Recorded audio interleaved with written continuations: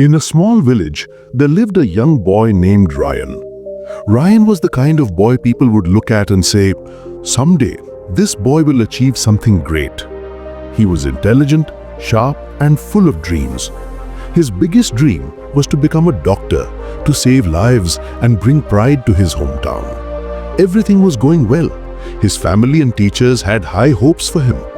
But slowly, something started to eat him up from the inside. Something called lack of focus. Every morning, Ryan would sit down to study. For the first 5 minutes, everything would go fine. Then his mind would wander off somewhere far away. Sometimes to his phone, sometimes to social media, and sometimes into daydreams. He'd tell himself, "I'll study a little later, let me rest for a bit." But that later never came.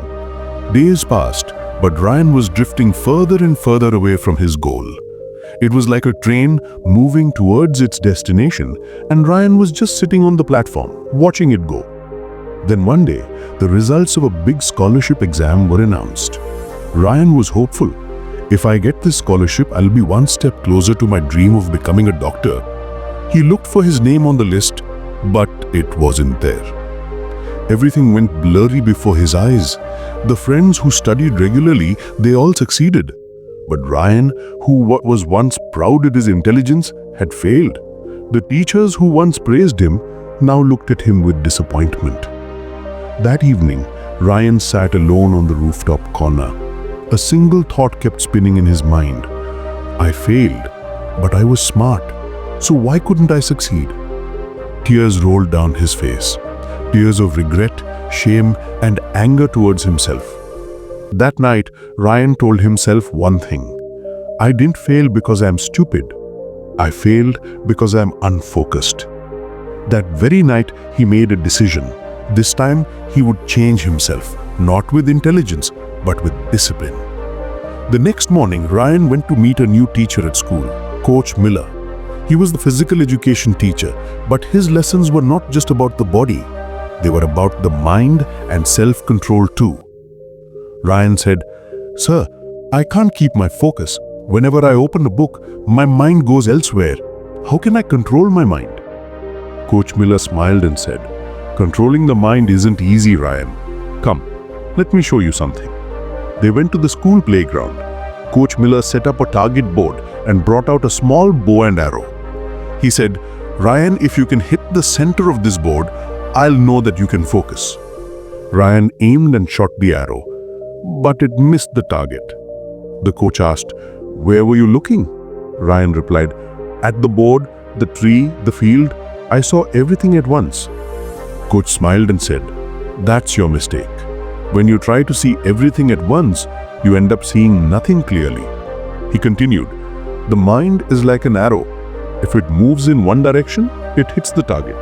But if it wanders everywhere, it misses the mark." Ryan listened silently. A light flickered inside him. Coach Miller said, "To control your mind, remember 4 rules. Rule 1, direct your thoughts. Whenever your mind wanders, tell yourself, 'It's study time. I won't forget my goal.' Rule 2, build a routine. Fix a specific time for study and another for rest. Your brain will gradually adjust to that rhythm. Rule 3, eliminate distractions. While studying, keep your phone, TV, and unnecessary apps away. Whatever wastes your time, that's your enemy. Rule 4, practice every day. No one becomes a master overnight. Build small habits daily. Be patient. Change will come." From that day on, Ryan started a new life. He would turn off his phone before studying. Whenever his mind drifted, he reminded himself, "My goal is to become a doctor." At first, it was hard.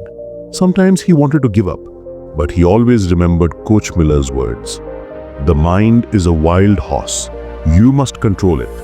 If you don't control it, it will drag you off the right path. But if you train it, it will carry you to your destination." From that day on, Ryan made one rule for his life.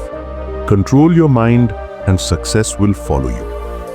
Friends, Ryan's story isn't just the story of one boy. It's the story of all of us. We all lose focus sometimes, on our phones, in laziness, in fear, or in doubt. But remember, It's not intelligence that wins, it's discipline. Being smart isn't enough. Being focused is the real power. No matter how big your dream is, if you can't control your mind, it will remain just a dream. So start today. Train your mind. Move one small step towards your goal every day. One day you'll see the whole world will be telling your story of victory. This story ends with a message. If this story lights even a small fire in your heart, share it with others, because maybe this story could change someone's life.